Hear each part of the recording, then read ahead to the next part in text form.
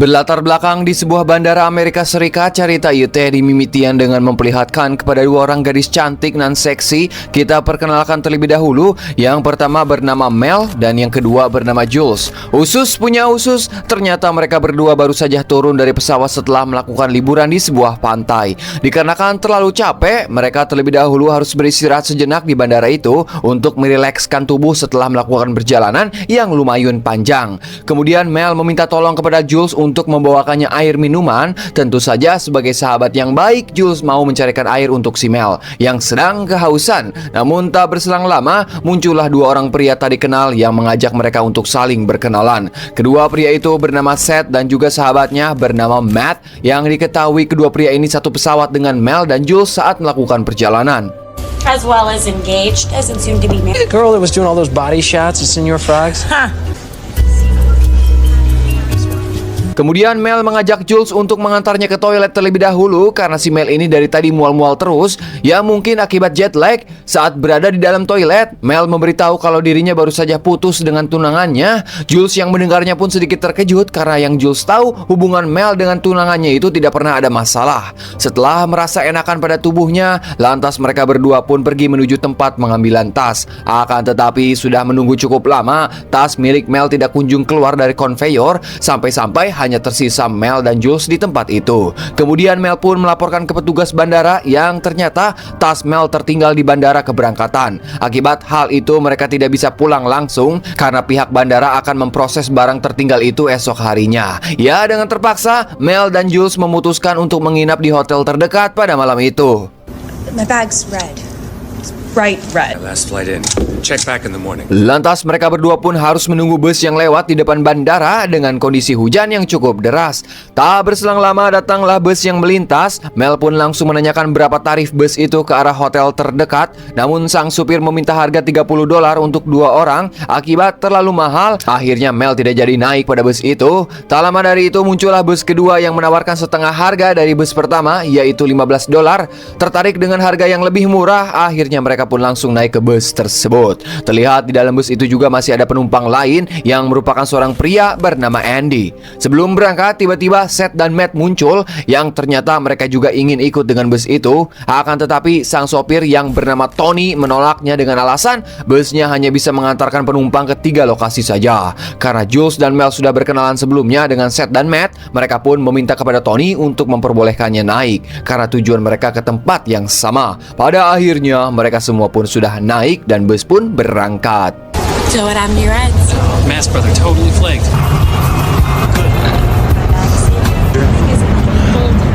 Chinese herbal thing.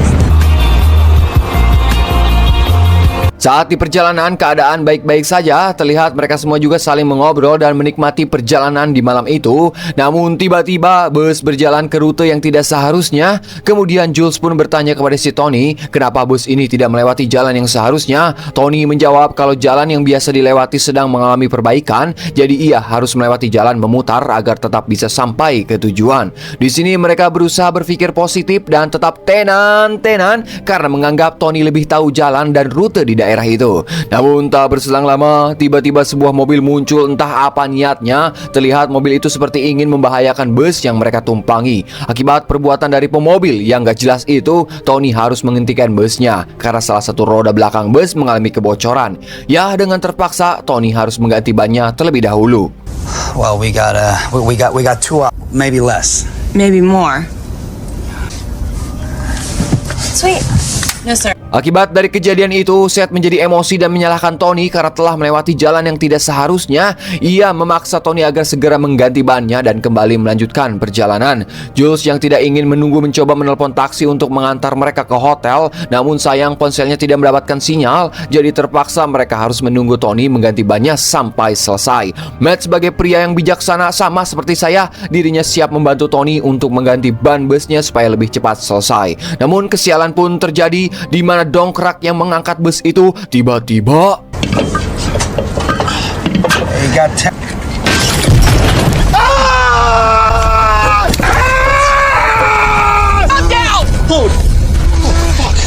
Hal itu mengakibatkan jari Matt kegencet sehingga mengakibatkan jarinya harus terputus. Selesai mengganti bannya, mereka pun kembali melanjutkan perjalanan untuk membawa Matt ke rumah sakit dulu. Namun ketika di tengah perjalanan, tiba-tiba bus itu kembali berhenti di tempat yang sangat sepi sehingga membuat mereka semua kebingungan, dan hal mengejutkan pun terjadi di mana si Tony tiba-tiba keluar dari kursi kemudinya dan menodongkan pistol, kemudian meminta mereka mengeluarkan ponsel dan barang-barang berharganya. Setelah mereka mengeluarkan apa yang Tony inginkan, lantas Tony pun langsung menyita dompet dan ponsel mereka semua. Ia juga mengancam jika ada yang memberontak, maka ia akan langsung menembak kalian saat itu juga. Does that sound like a plan? Setelah semua ponsel dan dompet terkumpul, Tony kembali melanjutkan perjalanannya. Di sini Mel berkata kalau mereka harus segera keluar dari bus ini karena Tony sudah membawa mereka terlalu jauh. Semakin jauh Tony membawa mereka, maka akan semakin sulit untuk mereka semua bisa lolos. Namun berbeda dengan Seth, ia tidak mau mengambil resiko dan ia memperingatkan kepada Mel supaya tidak menghasut yang lain untuk melakukan perlawanan karena itu sangatlah berbahaya, bisa saja nyawa kita yang menjadi taruhannya. This is only gonna get worse. So what, you gonna jump out of Of all of us, he was the only real threat, and now he's not. Sementara itu, Jules malah menemukan flare gun yang berada di kotak keselamatan bus tersebut. Jules dan Mel berniat akan menyalakan flare itu dan membuangnya keluar jendela dengan harapan orang lain bisa melihatnya dan sadar kalau mereka sedang dalam bahaya. Namun niat mereka didengar oleh si Andy. Seth yang dari awal tidak setuju dengan perlawanan pun mencoba merebut flare itu. Namun Jules berhasil menyalakannya dan saat akan dibuang keluar, Mel kesulitan membuka jendelanya sehingga flare tersebut dilemparkan ke arah belakang. Tony yang melihatnya pun langsung menghentikan laju bus dan pergi ke belakang untuk memadamkan flare yang masih menyala di dalam bus. Pada kesempatan itu, Jules memanfaatkan dengan berjalan menuju kursi kemudi, berniat akan mengambil alih kemudi busnya. Namun Tony tidak bodoh, ia telah melepas kuncinya sehingga Jules gagal menjalankan aksinya. Akibat kejadian itu membuat Tony sangat marah. Ia langsung menyayat wajah Seth menggunakan pisau sebagai peringatan agar mereka semua tidak melakukan hal bodoh lagi.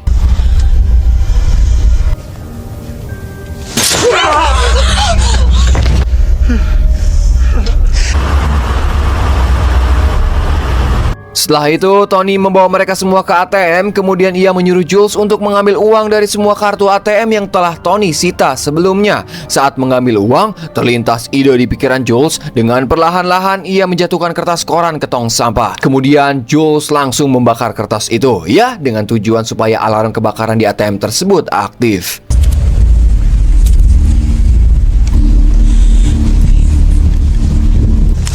Anyone moves, Namun sial, Tony yang mengetahuinya langsung turun dari busnya. Dengan sigap, Jules menahan pintu itu dengan sekuat tenaga. Sementara Mel yang masih di dalam bus langsung memecahkan salah satu kaca jendela menggunakan kunci roda dan secepat mungkin mencoba kabur. Namun Tony yang melihatnya mengancam jika Mel tidak segera masuk kembali, maka Jules akan tewas di dalam ATM karena menghirup asap terlalu banyak. Pada akhirnya, Mel membatalkan niatnya. Ia kembali masuk ke dalam bus dan perjalanan pun kembali berlanjut.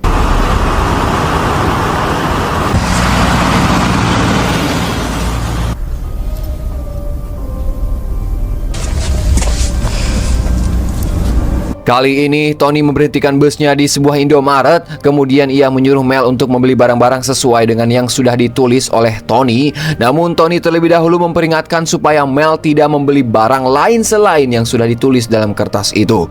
Mel pun segera masuk dan mencari barang-barang permintaan Tony. Akan tetapi pandangan Mel tertuju ke arah kamera CCTV yang ada di supermarket tersebut. Ia mencoba memberikan gerakan isyarat ke arah CCTV itu dengan harapan bisa mendapatkan pertolongan. Setelah mendapatkan semua barangnya, lantas Mel pun langsung membayarnya di kasir.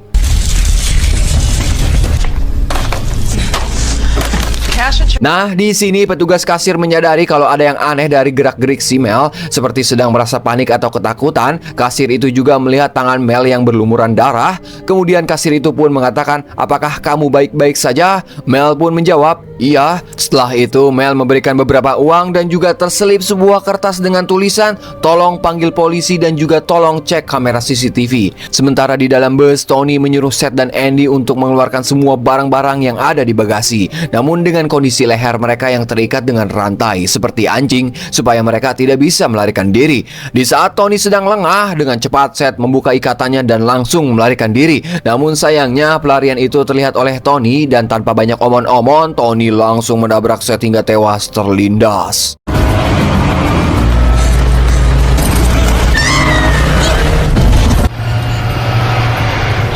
Sementara Mel yang baru saja selesai berbelanja, melihat kejadian itu membuat mereka semua kini hanya bisa pasrah. Kemudian Tony langsung menarik paksa si Mel masuk ke dalam bus.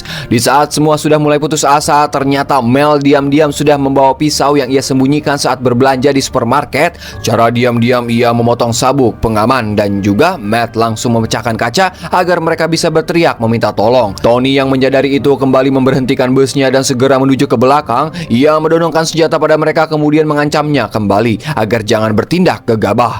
Mel yang kini memiliki pisau, ia pun langsung menyayat tangan si Tony sehingga pistolnya pun terlepas dari genggamannya.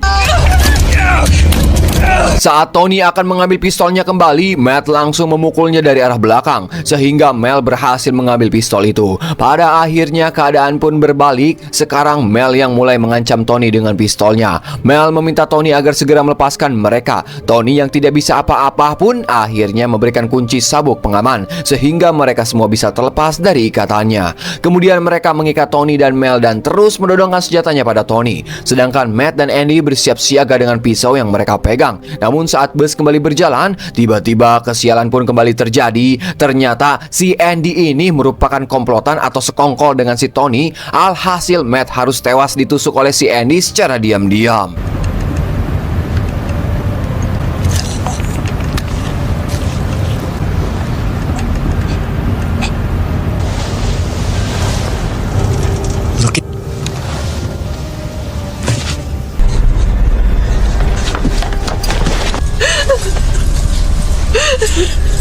Aspirin, birth control, nothing much. Kini Mel dan Jules sudah benar-benar pasrah dan tidak tahu harus melakukan apa lagi. Kemudian bus itu kembali berhenti pada sebuah jembatan yang ternyata mereka berdua membuang jasad Matt dan Seth ke bawah jembatan tersebut. Setelah semuanya beres, bus pun kembali berjalan. Dan pada perjalanan itu Mel melihat kunci L di bawah kursi Jules. Ia mulai bekerja sama dengan Jules untuk mengambil kunci tersebut agar tidak terlihat oleh si Andy. Namun Andy tiba-tiba membungkam mulut Jules dan Mel, entah apa tujuannya. Hal itu membuat Mel kesal sehingga ia yang sudah tak tahan langsung menghajar si Andy menggunakan kunci L. Tony yang menyadari keributan itu langsung memberhentikan busnya dan menuju ke belakang untuk menghentikan keributan yang terjadi. Pada momen ini Jules mencoba mengambil alih kemudi sehingga membuat bus itu oleng dan terjadilah kecelakaan.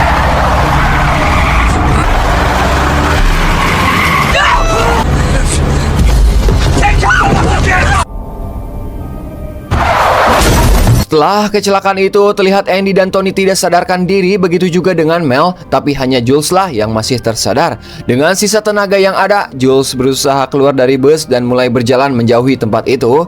Tak berselang lama datanglah sebuah mobil. Jules yang melihatnya pun langsung memberhentikannya. Lantas pengemudi mobil itu keluar dan mulai membantu Jules untuk masuk ke mobilnya. Kemudian pemilik mobil itu mencoba menghubungi kepolisian. Namun baru beberapa detik menelpon, tiba-tiba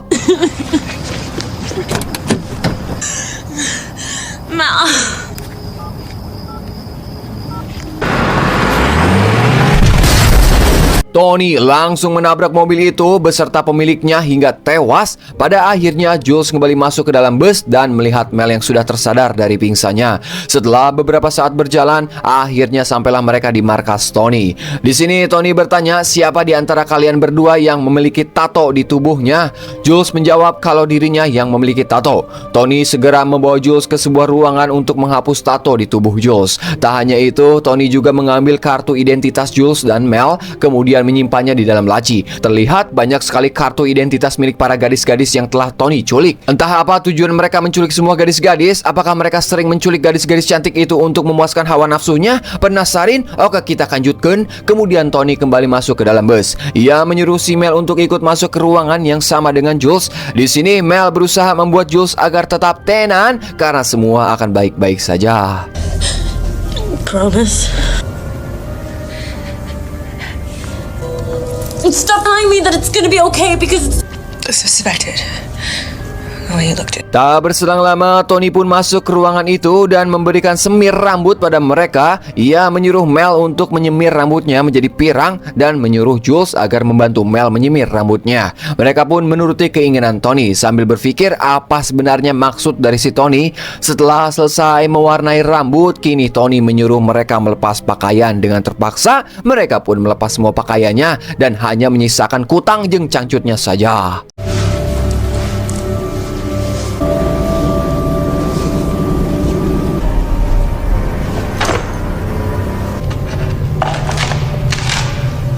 Tak berselang lama muncullah seorang pria satu lagi yang ternyata itu adalah si pengemudi mobil yang ingin mencelakai bus mereka saat di awal film. Jadi seluruh kejadian itu memang sudah disetting oleh komplotan Tony. Kemudian Tony memeriksa isi tas milik mereka berdua. Di dalam tas itu terdapat berbagai macam obat dan ada salah satu obat yang membuat Tony penasaran. Ia langsung bertanya pada Jules dan Mel siapa pemilik obat tersebut. Ternyata pemiliknya adalah Jules dan obat tersebut untuk mengatasi penyakit pada kelamin wanita. Mendengar hal itu membuat Tony kecewa. Kenapa kecewa? Karena ternyata maksud dan tujuan Tony menculik mereka adalah untuk dijadikan wanita pemuas nafsu para pria hidung bilatung. Tentu saja penyakit yang dialami Jules akan menurunkan kualitas seorang wanita yang akan dikirim oleh Tony. Merasa kalau Jules tidak layak lagi, Tony pun membawanya masuk kembali ke dalam bus. Kemudian ia memasangkan selang pada knalpot dan menyalurkannya ke dalam bus, sehingga asap yang keluar dari bus tersebut masuk ke dalam dan membuat Jules kesulitan bernafas. Pada akhirnya Jules pun harus tewas.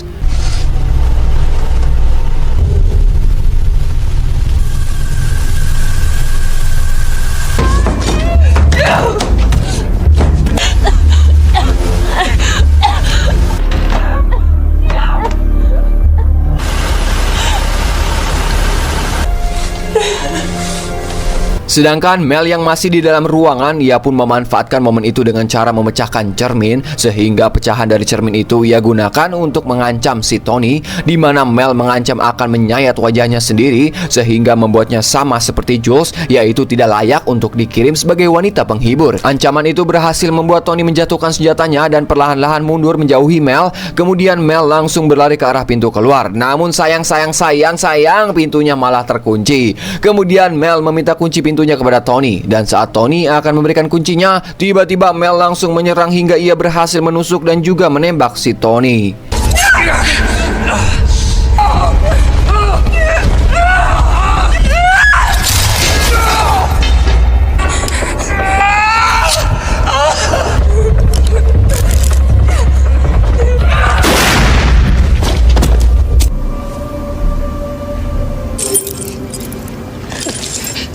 Setelah berhasil mendapatkan kunci pintu dan juga kunci bus yang lain, Mel segera masuk ke dalam bus itu. Namun sungguh sangat menjengkelkan, aya wae ngaranna film mah, di mana si Tony ternyata belum mati. Ia kembali menarik Mel dan langsung memasukkannya ke dalam peti kayu, kemudian memaku peti tersebut.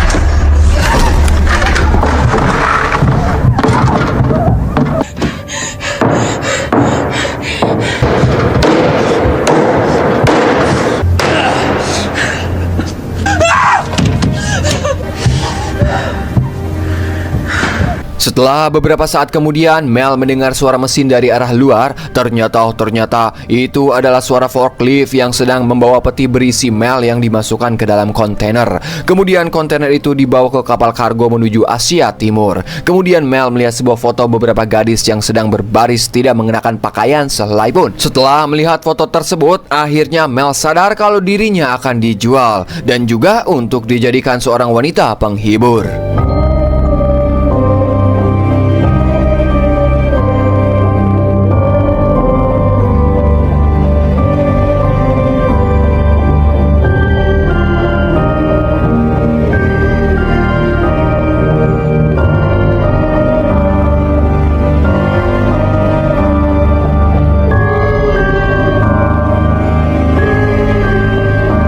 Dan film pun anggesan.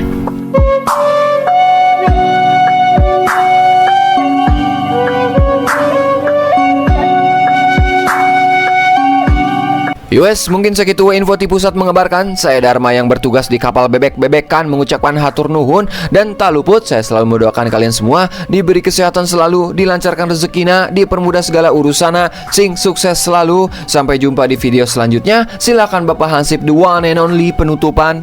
Wassalamualaikum warahmatullahi wabarakatuh.